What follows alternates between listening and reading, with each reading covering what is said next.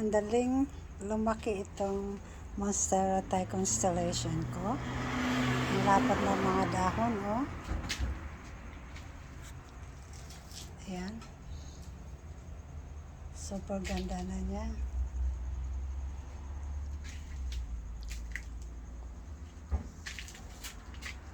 Nandito sila sa harap ng bahay, dito sa aking porch.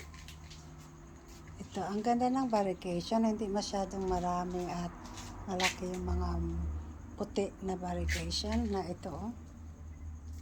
Kasi pag nainitan ito, namamatay, nasusunog.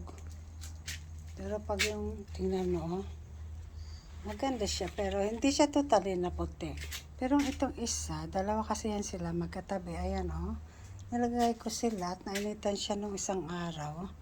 Ayan, namatay na naman siya. Ayan, pero malaki na rin yung kanyang mga dahon. Magkapatid yata ito sila kasi sabay ko silang binili. Ito naman, meron siyang maliit pa na dahon. Saka ito maganda din. Parang ganito din siya kasi wala akong nakikitang malaking white spot na ganito. Ayan.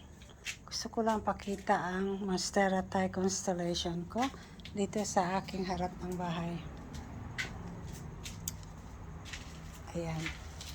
Lumalaki na ang kanilang mga dahon. Thank you.